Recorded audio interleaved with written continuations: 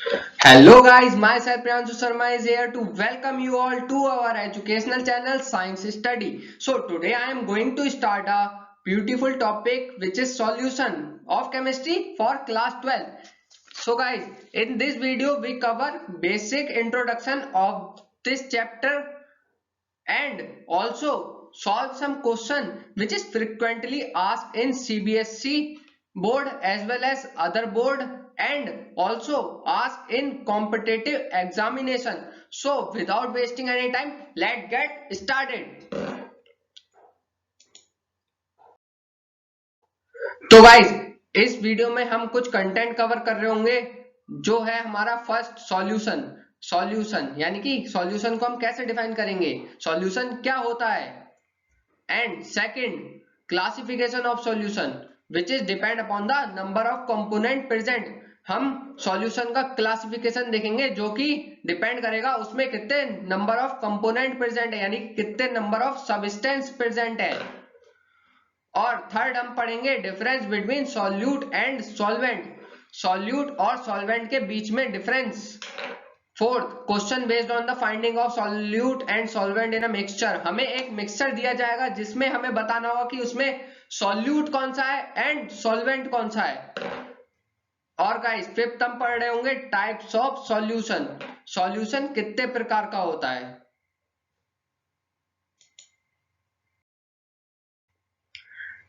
तो गाइस अब हम अपना पहला टॉपिक स्टार्ट कर रहे हैं सॉल्यूशन। आखिर ये सॉल्यूशन क्या होता है, सॉल्यूशन को हम कैसे डिफाइन करेंगे। तो guys a solution is a homogeneous mixture of two or more component present, यानी कि जब दो और दो से ज्यादा कंपोनेंट प्रेजेंट होते हैं किसी भी मिक्सचर के अंदर तो उसी को हम सॉल्यूशन कह देते हैं। जैसे कि हम एक एग्जांपल लेते हैं सॉल्ट इन वाटर या शुगर इन वाटर का। जब हम किस नमक को पानी के अंदर घोल देंगे तो जो उसके बाद मिक्सचर तैयार होगा उसी को हम सॉल्यूशन कहेंगे। और गाइस आपके मन में भी एक क्वेश्चन आ रहा होगा आखिर ये होमोजीनियस मिक्सचर क्या होता है। तो गाइस आगे हम इसे पढ़ रहे होंगे होमोजीनियस मिक्सचर क्या होता है। और solute plus solvent is equal to solution, यानी कि जो हमारा नमक है वो हमारा सॉल्यूट हुआ और जो हमारा वाटर है वो हमारा सॉल्वेंट हुआ। और जब हम उन दोनों को मिला देंगे और जो उसका मिक्सचर तैयार होगा उसी को हम सॉल्यूशन कहेंगे।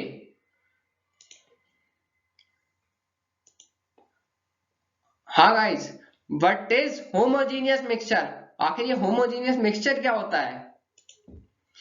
A homogeneous mixture is a gaseous, liquid or solid mixture that has the same proportion of its component throughout the given sample, यानी कि पूरे सैंपल में एक जैसा प्रपोजिशन प्रेजेंट होगा हमारे कंपोनेंट का तो उसी को हम होमोजीनियस मिक्सचर कहते हैं। जैसे हमने 100 ml सॉल्वेंट लिया और 5 ml सॉल्यूट लिया तो उन दोनों को जब हमने आपस में मिला दिया सॉल्यूट हमारा सॉल्वेंट में पूरी तरीके से मिक्स हो गया तो जब वो सॉल्यूशन बन रहा होगा या जब वो मिक्सचर बन रहा होगा उसी मिक्सचर को हम होमोजीनियस मिक्सचर कह रहे होंगे। जैसे सॉल्ट इन वाटर, यानी कि नमक को जब हम पानी में मिला देंगे तो पूरी तरीके से घुल जाएगा, वो हमें अलग से दिखाई नहीं देगा सॉल्ट ऊपर आते हुए या नीचे जाते हुए। जब तो वो पूरी तरीके से जब घुल गया होगा पूरे सैंपल में एक जैसा होगा, यानी कि जब हम उस पूरे मिक्सचर में से थोड़ा सा मिक्सचर निकाल के देखेंगे और वो थोड़ा सा मिक्सचर और वो जो बाकी का बचा वो मिक्सचर है वो दोनों एक जैसे एक जैसे मतलब कंपोनेंट प्रेजेंट होंगे उसमें, यानी कि सॉल्ट उसमें बराबर बराबर प्रेजेंट होगा। और हम कह सकते हैं uniform composition through out the given sample, यानी कि यूनिफॉर्म का मतलब होता है एक जैसा कंपोनेंट जब प्रेजेंट होगा पूरे सैंपल में तो उसी को हम होमोजीनियस मिक्सचर कहते हैं। तो गाइस आगे हम पढ़ेंगे classification of solution which is depend upon the number of component present. हाँ, सॉल्यूशन का क्लासिफिकेशन जो कि डिपेंड करेगा उसमें कितने कंपोनेंट प्रेजेंट होंगे। जैसे कि दो कंपोनेंट प्रेजेंट है, 3 कंपोनेंट प्रेजेंट है सॉल्यूशन में, कि 4 कंपोनेंट प्रेजेंट है हमारे सॉल्यूशन में। तो गाइस फर्स्ट है हमारा बाइनरी सॉल्यूशन, जिसमें हमारे 2 कंपोनेंट प्रेजेंट होते हैं, उसको हम बाइनरी सॉल्यूशन कहते हैं। जैसे गाइस हमारा हो गया सॉल्ट एंड वाटर। जब हम सॉल्ट को वाटर में मिला देंगे तो जब वो सॉल्यूशन या जब वो मिक्सचर तैयार हो रहा होगा तो उसी को हम बाइनरी सॉल्यूशन कहेंगे। जैसे कि एक हो गया हमारा सॉल्ट, दूसरा हो गया हमारा वो वाटर। तो जब दो चीजें मिलकर जो सॉल्यूशन या जो मिक्सचर बना रही होंगी उसी को हम बाइनरी सॉल्यूशन कहते हैं। बाइनरी सॉल्यूशन में हमारे 2 कंपोनेंट प्रेजेंट होते हैं। नेक्स्ट गाइस टर्नरी सॉल्यूशन, जिसमें हमारे 3 कंपोनेंट प्रेजेंट होते हैं, उसको हम टर्नरी सॉल्यूशन कहते हैं। तो टर्नरी सॉल्यूशन जैसे कि हमने सॉल्ट और शुगर दोनों एक साथ हमने वो पानी में मिला दी, तो जब वो मिक्सचर तैयार होगा तो उसी को हम टर्नरी सॉल्यूशन कहेंगे। जैसे हमारा एक हो गया सॉल्ट, दूसरा हो गया शुगर, तीसरी हो गई हमारी वो वाटर। तो हमने उन तीनों को मिला दिया और एक सॉल्यूशन तैयार हुआ उन तीनों कंपोनेंट से, तो उसको हम टर्नरी सॉल्यूशन कहेंगे। नेक्स्ट गाइस हमारा है क्वाटरनरी सॉल्यूशन, जिसमें हमारे 4 कंपोनेंट प्रेजेंट होंगे। तो गाइस नेक्स्ट हम पढ़ रहे होंगे, हाँ गाइस आगे बढ़ने से पहले मैं आपको एक बात बताना चाहता हूं। हम इस पूरे चैप्टर में बेसिकली बाइनरी सॉल्यूशन के बारे में डिस्कस कर रहे होंगे, जिसमें हमारा एक सॉल्यूट प्रेजेंट होगा और एक सॉल्वेंट प्रेजेंट होगा। जैसे हमने एक एग्जांपल देखा सॉल्ट इन वाटर, वो भी हमारा बाइनरी सॉल्यूशन था गाइस, जिसमें हमारा जैसे एक सॉल्यूट प्रेजेंट होगा एंड एक ही सॉल्वेंट प्रेजेंट होगा, उसको हम बाइनरी सॉल्यूशन कहेंगे। अब नेक्स्ट हम देखेंगे डिफरेंस किसमें, सॉल्यूट एंड सॉल्वेंट में। तो गाइस इसका फर्स्ट, आखिर हम सॉल्यूट किसे कहते हैं? Solute is a substance that is dissolve in solvent for making solution. यानी कि सॉल्यूट एक ऐसा सब्सटेंस होता है जो कि डिजोल्व होता है सॉल्वेंट में डिजोल्व होता है क्या बनाने के लिए, सॉल्यूशन बनाने के लिए। तो उसी में सब्सटेंस को हम सॉल्यूट कह देते हैं। और सॉल्वेंट हमारा क्या होता है? सॉल्वेंट हमारा होता है solvent is a substance that dissolves a solute resulting in a solution, जो कि सॉल्यूट को अपने अंदर डिसॉल्व कर देता है क्या बनाने के लिए, सॉल्यूशन बनाने के लिए। तो उसी सब्सटेंस को हम सॉल्वेंट कहेंगे। तो गाइस हम अपना फर्स्ट डिफरेंस पढ़ेंगे सॉल्यूट एंड सॉल्वेंट के बीच में। तो गाइस सॉल्यूट यानी कि जिसमें लेसर अमाउंट ऑफ, जो कि लेस अमाउंट में प्रेजेंट होता है सॉल्यूशन में, उसको हम सॉल्यूट कहेंगे। और जो हमारा हाई अमाउंट में प्रेजेंट होता है सॉल्यूशन में, उसको हम सॉल्वेंट कहेंगे। और सेकंड डिफरेंस पढ़ते हैं हम, solute can change it's physical state while dissolving solvent. हाँ गाइस सॉल्यूट जो हमारा होता है वो फिजिकल स्टेट बदल देता है। जब वो सॉल्वेंट में डिसॉल्व हो रहा होता है तो उसकी फिजिकल स्टेट बदल जाती है, उसी को हम सॉल्यूट कहेंगे। और उधर ही सॉल्वेंट जो अपनी फिजिकल स्टेट को नहीं बदलता है, do not change it's physical state while dissolving solute in it। मतलब सॉल्वेंट जो अपनी फिजिकल स्टेट नहीं बदलता है जब वो सॉल्यूट को डिसॉल्व कर रहा होता है अपने अंदर। नेक्स्ट हम पढ़ेंगे, नाउ गाइस हम कुछ क्वेश्चन कर रहे होंगे जिसमें हमें एक मिक्सचर दिया होगा और हमें उसमें बताना होगा कि सॉल्वेंट कौन सा है और सॉल्यूट कौन सा है। तो हम अपने फर्स्ट क्वेश्चन की ओर बढ़ते हैं।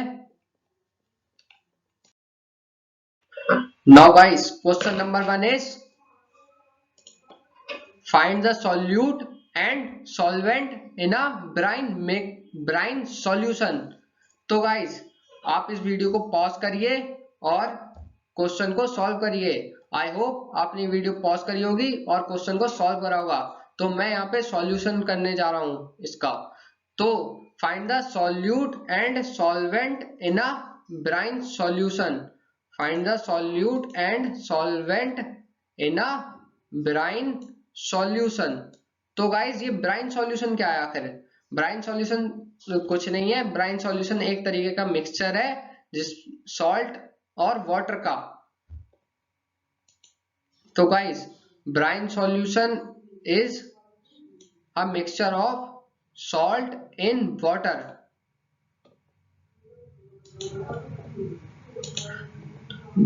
Guys salt plus water is give brine solution। तो यहाँ पे salt जो हमारा है वो पानी में घुल रहा है, यानी कि उसकी फिजिकल स्टेट बदल रही है। तो जिसकी फिजिकल स्टेट बदलती है वो हमारा सॉल्यूट होता है, और जिसकी फिजिकल स्टेट चेंज नहीं होती है वो हमारा क्या होगा? Solution solvent sorry. तो वाटर हमारे यहाँ पे क्या है? सॉल्वेंट। तो गाइस सॉल्यूट हमारा सॉल्ट है और वाटर हमारा सॉल्वेंट है जो कि ब्राइन सॉल्यूशन दे रहा है हमें। तो guys salt is mixed in water, hence salt is solute and water is solvent. Now guys, question number 2 is find the solute and solvent in a aerated drinks। Find the solute and solvent in a aerated drinks।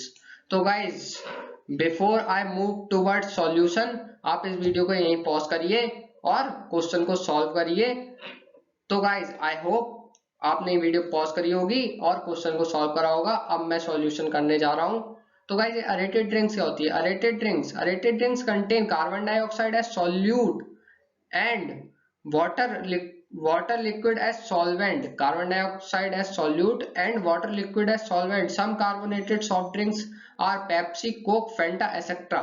तो guys ये aerated drinks जो होती है ये basically हम parties वगैरह में drink करते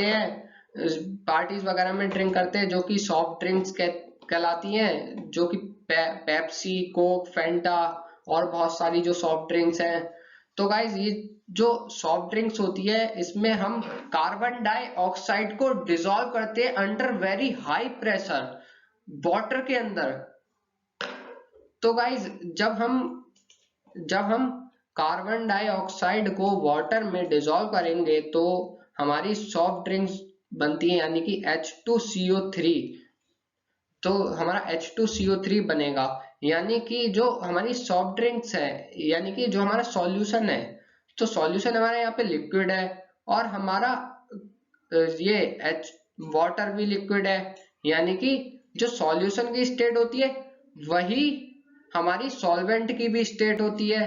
तो यानी कि वाटर यहाँ पे लिक्विड है और सॉल्यूशन भी लिक्विड है, तो यानी कि वाटर हमारा यहाँ पे सॉल्वेंट हुआ। वाटर हमारा यहाँ पे सॉल्वेंट हुआ। वाटर हमारा यहाँ पे क्या हुआ? सॉल्वेंट, सॉल्वेंट वेंट। और carbon dioxide, guys carbon dioxide हमारा यहाँ पे गैस है। तो गैस अपनी फिजिकल स्टेट को बदल रही है, यानी कि गैस हमारी लिक्विड में बदल रही है। गैस हमारी डिसॉल्व हो रही है लिक्विड के अंदर, तो इसकी फिजिकल स्टेट बदल रही है। तो गाइस जिसकी फिजिकल स्टेट बदलती है तो वो क्या होता है?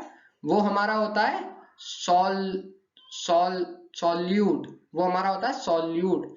तो गाइस ये हमारा है सॉल्यूट, सॉल्यूट सॉल्यूट। तो गाइस ये हमारा सॉल्यूट हुआ। तो carbon dioxide is mixed in water, hence carbon dioxide is solute and water is solvent। Question number 3 is find the solute and solvent in a blue vitriol. तो आप इस video को यहीं पॉज करिए और क्वेश्चन सॉल्व करिए।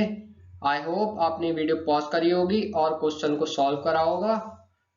Now we move towards solution. तो guys ये ब्लू वाइट्रॉल क्या होता है? ब्लू वाइट्रॉल एक तरीके का सॉल्ट है जिसका केमिकल फॉर्मूला CuSO4.5H2O यानी कि copper sulphate pentahydrate. Copper sulphate pentahydrate. तो गाइस जब हमें सॉल्ट दिया होता है और हमें उसमें अपना सॉल्यूट और सॉल्वेंट बताना होता है, तो हम इस क्वेश्चन को कैसे सॉल्व करेंगे? तो आइए देखते हैं हम ऐसे क्वेश्चनों को कैसे सॉल्व करा जाता है। तो यहाँ पे CuSO4.5H2O जो कि है हमारा सॉलिड फेस में, यानी कि सॉलिड फिजिकल स्टेट है इसकी। CuSO4.5H2O की फिजिकल स्टेट हमारी सॉलिड है। तो यहाँ पे फिजिकल स्टेट जब CuSO4 और 5H.5H2O की सॉलिड होगी तो इसमें जो H2O प्रेजेंट है, हमारा H2O वो है लिक्विड। जो हमारा H2O प्रेजेंट है वो है लिक्विड। इसका मतलब इसमें किसकी, इस सॉल्यूशन में किसकी फिजिकल स्टेट चेंज हो रही है? H2O की। तो जिसकी फिजिकल स्टेट चेंज होती है वो हमारा क्या होता है? सॉल्यूट। जिसकी फिजिकल स्टेट चेंज होती है वो हमारा होता है सॉल्यूट। इसका मतलब H2O लिक्विड है, मगर सॉल्यूशन बनने के बाद वो सॉलिड फॉर्म में आ जा रहा है अपनी, यानी कि वो सॉलिड में मिक्स हो जा रहा है, तो उसे हम सॉल्यूट कहेंगे। तो यहाँ पे हमारा जो H2O है वो हमारा सॉल्यूट है, सॉल्यूट LUTE, यानी कि जो हमारा H2O है, वाटर है, वो यहाँ पे हमारा सॉल्यूट है क्योंकि वो सॉलिड के अंदर डिसॉल्व हो जा रहा है। तो जो हमारा कॉपर सल्फेट है, यहाँ पे जो कॉपर सल्फेट है जो हमारा, तो वो हमारा क्या होगा? सॉल्वेंट, जिसकी फिजिकल स्टेट नहीं बदल रही है।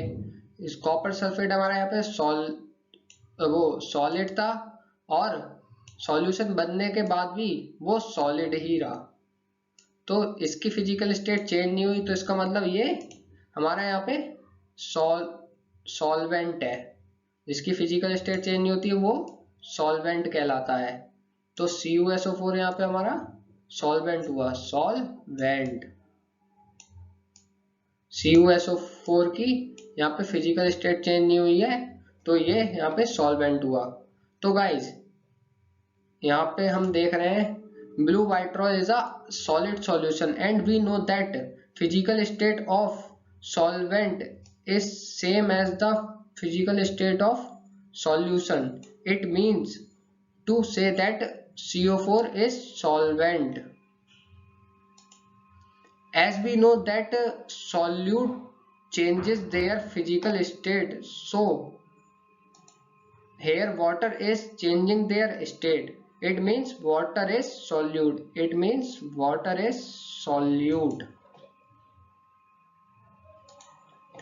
Hence, water is the solute and copper sulfate is the solution. Hence, water is the solute. Water is the solute and copper sulfate is the solvent.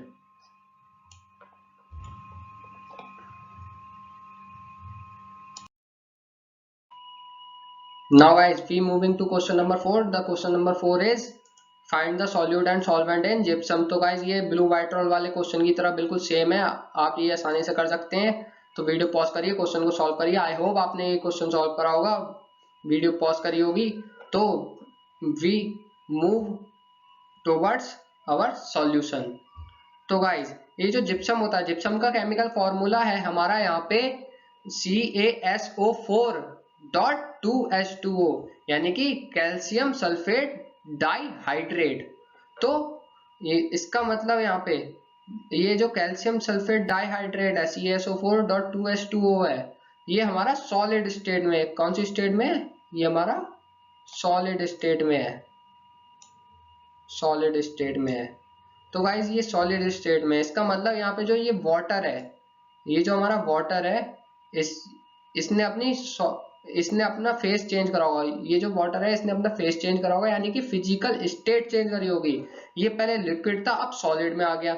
इसका मतलब जो अपनी फेस को चेंज करता है, यानी कि जो अपने फिजिकल स्टेट को चेंज करता है, जो अपने फिजिकल स्टेट को चेंज करता है, वो होता है हमारा सॉल्यूट। तो इसने अपनी फिजिकल स्टेट चेंज करी, तो ये हमारा हो गया सॉल्यूट, सॉल्यूट, सॉल्यूट। ये हमारा सॉल्यूट है। तो और बचा हमारा CaSO4 यानी कैल्शियम सल्फेट, जो कि सॉलिड था पहले और सॉल्यूशन बनने के बाद भी सॉलिड ही है। तो इसने अपनी फिजिकल स्टेट चेंज नहीं करी, यानी कि ये हमारा क्या हुआ, ये हमारा क्या हुआ, सॉल्वेंट। जो अपनी फिजिकल स्टेट को चेंज नहीं करता है वो होता है सॉल्वेंट। तो ये गाइस हुआ हमारा सॉल्वेंट, सॉल्वेंट।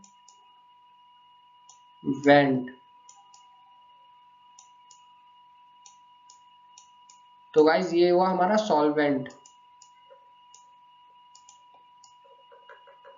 CaSO4 हुआ हमारा सॉल्वेंट और H2O हुआ हमारा solute.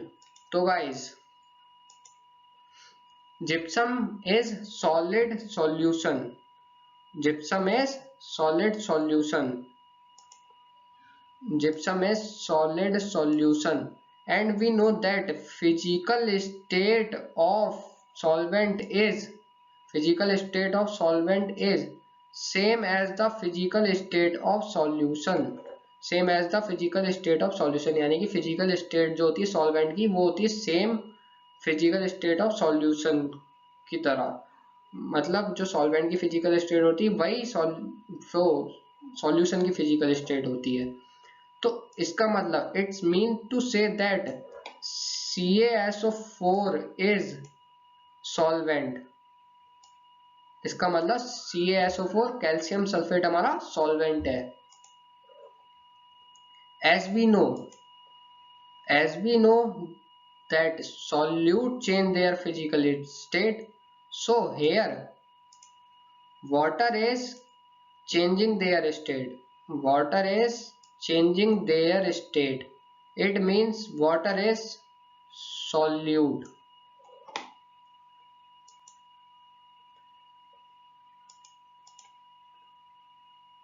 hence water is solute, calcium sulfate is solvent, water is solute, calcium sulfate is solvent। Now guys we move to question number 5. Question number 5 is find the moles, find the solute and solvent in equimolar mixture of alcohol and water, यानी कि यहाँ पे जो alcohol और water के number of moles हैं solution में वो इक्वल है। तो ऐसे इक्विमोलर मिक्सचर वाले क्वेश्चनों को कैसे सॉल्व करा जाता है आगे हम देखेंगे। उससे पहले आप इस वीडियो को पॉज करिए, क्वेश्चन को सॉल्व करिए। आई होप आपने वीडियो पॉज करी होगी, क्वेश्चन को सॉल्व करा होगा। तो गाइस आगे हम बढ़ते हैं अपने सॉल्यूशन की तरफ। Suppose 1 mole of alcohol mixed in 1 mole of water, यानी कि हमें सपोज करना है यहाँ पे हमारी 1 मोल ऑफ अल्कोहल मिक्स है 1 मोल ऑफ वाटर में, 1 मोल ऑफ वाटर में। तो यहाँ पे 1 mole of alcohol is mixed in 1 mole of water. तो हमें पता है number of moles is equal to mass divided by molar mass, यानी कि number of moles equal to mass divided by molar mass. अब अगर हमें मास निकालना हुआ अल्कोहल का और वाटर का, अगर हमें मास निकालना है तो हम यहाँ पे क्या करेंगे, जो यहाँ पे मोलर मास है उसको इक्वल टू के अपोजिट साइड में शिफ्ट करके नंबर ऑफ मोल से मल्टीप्लाई कर देंगे, यानी कि ये जो मोलर मास है इसको इधर शिफ्ट करेंगे इक्वल टू के और इसको मल्टीप्लाई कर देंगे मोलर मास से, नंबर ऑफ मोल्स को, तब हमारा यहाँ पे मास निकल के आ जाएगा। तो हम निकालते हैं मास ऑफ एल्कोहल। हमें मास ऑफ एल्कोहल निकालने के लिए number of moles of alcohol चाहिए होगा और मोलर मास ऑफ एल्कोहल चाहिए होगा। यानी number of moles of alcohol कितने हैं यहाँ पे 1, number of moles of alcohol है 1, तो यहाँ पे हमने 1 रख दिया number of moles of alcohol की जगह, और मल्टीप्लाई करना मोलर मास से। तो मोलर मास हम कैसे निकालेंगे, यहाँ पे आप देख रहे हैं जो एल्कोहल का केमिकल फॉर्मूला है, तो केमिकल फॉर्मूला दे रखा है, तो इसकी हेल्प से हम यहाँ पे मोलर मास निकाल लेंगे। तो मोलर मास ऑफ एल्कोहल यानी कि C का होगा हमारा, C का एटॉमिक मास कितना है, यानी कि कार्बन का एटॉमिक मास होता है हमारा 12, तो यहाँ पे 2 कार्बन है, तो 12 इंटू 2 यानी कि 12 इंटू 2 कितना आ गया हमारा यहाँ पे 24, तो 12 इंटू 2 24, और H यानी कि हाइड्रोजन यहाँ पे 5 है, तो एक हाइड्रोजन का एटॉमिक मास क्या होता है हमारा 1, तो 5 हाइड्रोजन है यानी कि 1 इंटू 5, तो 5 आएगा आंसर हमारा। और ऑक्सीजन यहाँ पे कितने 1, एक ऑक्सीजन है, तो ऑक्सीजन का जो हमारा एटॉमिक मास है वो एटॉमिक मास होता है हमारा ऑक्सीजन का 16, तो यहाँ पे हमने 16 रख दिया। और एक हाइड्रोजन है, फिर एक हाइड्रोजन है, तो एटॉमिक मास ऑफ हाइड्रोजन 1 है, तो हमने यहाँ पे 1 रख दिया। 24 प्लस 5 प्लस 16 प्लस 1, इन सबको ऐड करने पे और फिर 1 से मल्टीप्लाई करने पे जो आंसर आ रहा है हमारा वो है 46 grams.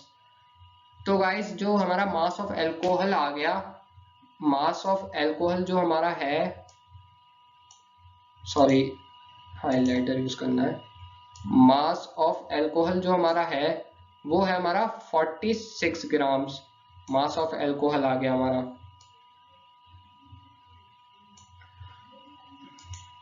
Now guys mass of water, तो गाइस यहाँ पे जो मास ऑफ वाटर है हमारा, मास ऑफ वाटर, तो वाटर का जो केमिकल फॉर्मूला होता है H2O होता है, और यहाँ पे 1 मोल ऑफ वाटर है, तो यहाँ पे हमने 1 रख दिया,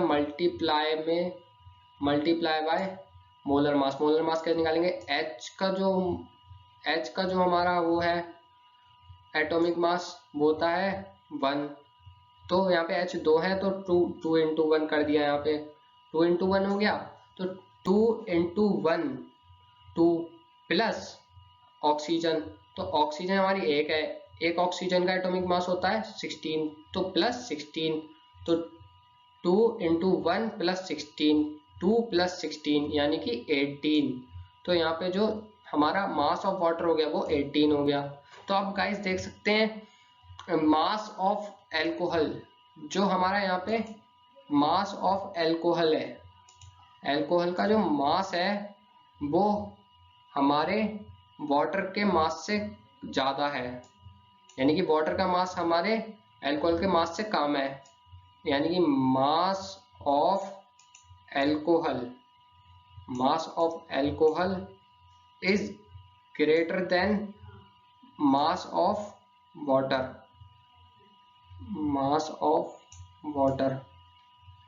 ठीक है guys, mass of alcohol is greater then mass of water. तो यहाँ पे जो चीज, तो गाइस यहाँ पे हमारा मास ऑफ एल्कोहल ज्यादा है, यानी कि जो ज्यादा अमाउंट में प्रेजेंट होता है, जो कंपोनेंट ज्यादा अमाउंट में प्रेजेंट होता है वो क्या होता है हमारा सॉल्वेंट, और जो कम अमाउंट में प्रेजेंट होता है वो होता है सॉल्यूट। तो यहाँ पे ज्यादा अमाउंट में जो प्रेजेंट है एल्कोहल, यानी कि एल्कोहल हमारा सॉल्वेंट है, और वाटर जो कंपोनेंट है हमारा यहाँ पे वो कम अमाउंट में प्रेजेंट है, तो वाटर हमारा सॉल्यूट हो गया। तो एज वी सी दैट, यहाँ पे हम ये नोट पढ़ेंगे, as we see that 1 mole of alcohol is having greater mass than water, and we know that solute present in lesser quantity than solvent. Hence, water is solute and alcohol is solvent. Water is solute and alcohol is solvent. Sorry, ये colour dark हो गया. Alcohol is solvent. Water is solute and alcohol is solvent. Now guys, अब हम आगे slide में बात कर रहे होंगे टाइप्स ऑफ सॉल्यूशन की, कि सॉल्यूशन कितने टाइप्स के होते हैं. जैसे कि गैसियस सॉल्यूशन के बारे में बात करेंगे, जिसमें हमारा गैसियस सॉल्यूशन के बारे में बात करेंगे जिसमें हमारा सॉल्वेंट गैस होगा. और सॉलिड सॉल्यूशन के बारे में बात करेंगे जिसमें हमारा सॉलिड जो होगा वो सॉल्वेंट होगा, सॉल्वेंट हमारा सॉलिड होगा. और हम बात करेंगे लिक्विड सॉल्यूशन के बारे में जिसमें हमारा जो सॉल्वेंट होगा वो होगा लिक्विड. तो गाइस, इस स्लाइड में बात करेंगे हम टाइप्स ऑफ सॉल्यूशन के बारे में.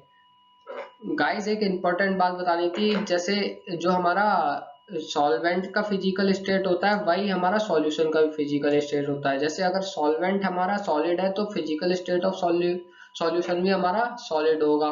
और अगर सॉल्वेंट गैस है तो सॉल्यूशन भी गैस होगा.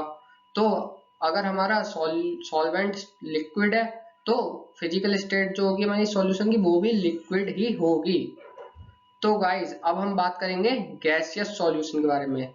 अब हम बात करेंगे गैसियस सॉल्यूशन के बारे में. गैसियस सॉल्यूशन, गैसियस सॉल्यूशन में हम देखेंगे हमारा गैसियस सॉल्यूशन में फर्स्ट हम देखेंगे जिसमें सॉल्यूट हमारा गैस है और सॉल्वेंट हमारा गैस है. मतलब गैस डिसॉल्व हो रही है गैस में ही. तो अगर सॉल्वेंट हमारा गैस है तो सॉल्यूशन भी गैस ही होगा. तो गैस इन गैस का एग्जांपल देखते हैं, mixture of oxygen and nitrogen, यानी कि ऑक्सीजन और नाइट्रोजन का मिक्सचर. ऑक्सीजन भी यहाँ पे हमारी गैस होगी और नाइट्रोजन भी हमारी यहाँ पे गैस होगी. ऑक्सीजन भी गैस होगी और नाइट्रोजन भी गैस होगी. Oxygen and nitrogen. Now guys, gaseous solution में हम सेकंड बात करेंगे जिसमें हमारा सॉल्यूट लिक्विड होगा और सॉल्वेंट हमारा गैस होगा. यानी कि सॉल्वेंट गैस है तो सॉल्यूशन भी गैस होगा. तो यहाँ पे लिक्विड इन गैस का एग्जांपल है हमारा गाइस क्लोरोफॉर्म मिक्स्ड इन नाइट्रोजन गैस. तो यहाँ पे हमारा क्लोरोफॉर्म जो है वो लिक्विड है और नाइट्रोजन गैस जो है हमारी वो है गैस. तो नाइट्रोजन जो है हमारी वो है गैस. तो गाइस, अब हम थर्ड बात करेंगे गैसियस सॉल्यूशन में जिसमें हमारा सॉल्यूट जो होगा वो सॉलिड होगा और सॉल्वेंट जो होगा हमारा गैस होगा. तो सॉल्वेंट गैस होगा यानी कि सॉल्यूशन भी गैस होगा. सॉलिड इन गैस का एग्जांपल देखते हैं guys, camphor in nitrogen gas. तो गाइस, सॉलिड इन गैस का एग्जांपल है camphor in nitrogen gas. Now guys, अब हम नेक्स्ट बात करेंगे अपने लिक्विड सॉल्यूशन की बारे में.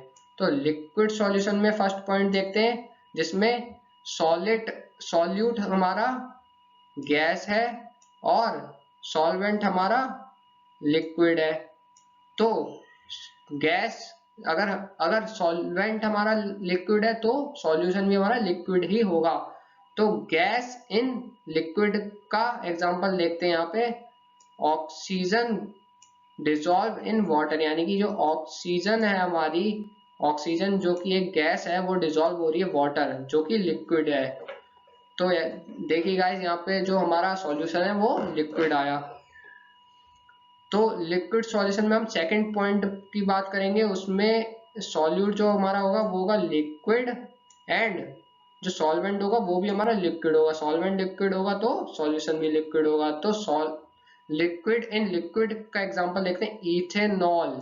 इथेनॉल जो लिक्विड होता है हमारा, liquid ethanol dissolve in water, ethanol dissolve in water. तो इथेनॉल यानी कि अल्कोहल, अल्कोहल भी कहते हैं हम इसे, अल्कोहल। तो अल्कोहल लिक्विड होती है और वाटर भी हमारा लिक्विड होता है, तो अल्कोहल डिजॉल्व इन वाटर, ये हमारा हो गया लिक्विड, लिक्विड इन लिक्विड का एग्जाम्पल। तो गाइस लिक्विड सॉल्यूशन में हम थर्ड बात करेंगे, थर्ड पॉइंट की बात करेंगे, वो है सॉल्यूट हमारा सॉलिड होगा उसमें और सॉल्वेंट हमारा लिक्विड होगा। तो गाइस सॉल्वेंट लिक्विड है, इसका मतलब सॉल्यूशन भी लिक्विड है। तो सॉलिड इन लिक्विड का एग्जाम्पल हम देखेंगे, ग्लूकोज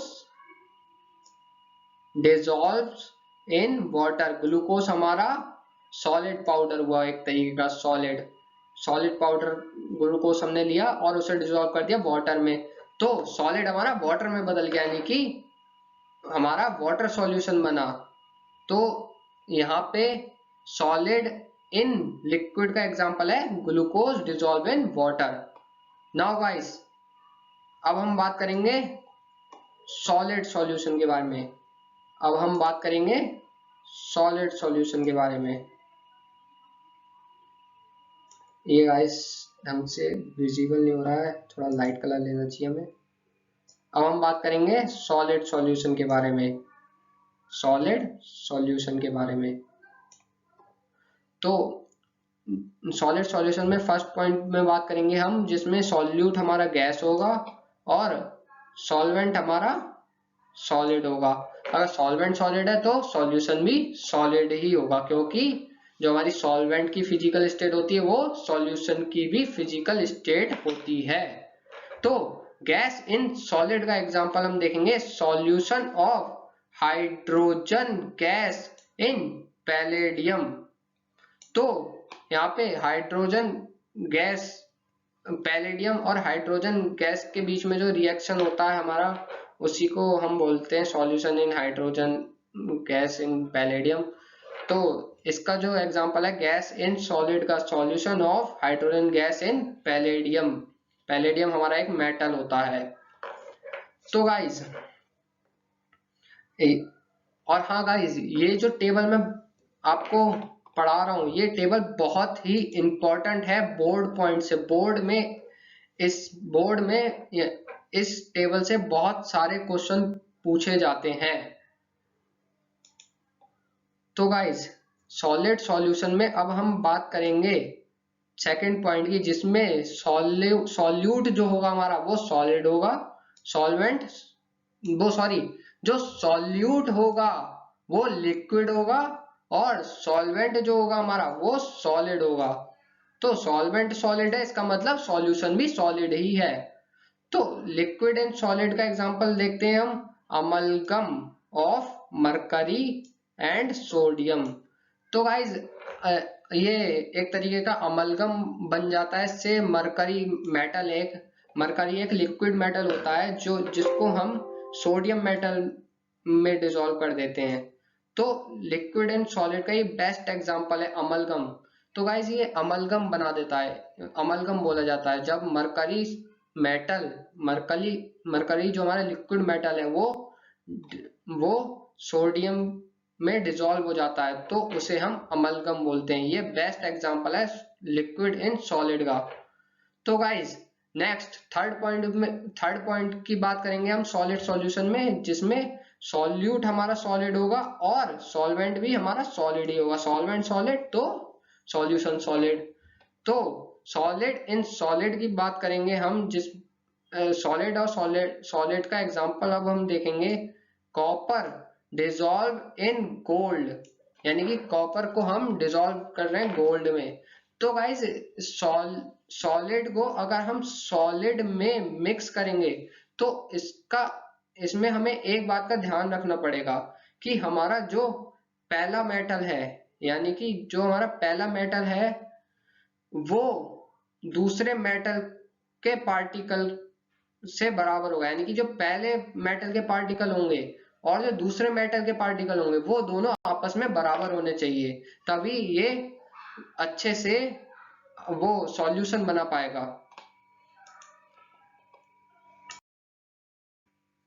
गाइस, अगर आपको ये वीडियो पसंद आ रही है तो इसे लाइक करिए, कमेंट करिए और अपने दोस्तों के साथ शेयर करिए। Now student, before I end this lecture, I have written some line for you. Success always demand a great effort. Success always demand a great effort. Thank you and have a nice day.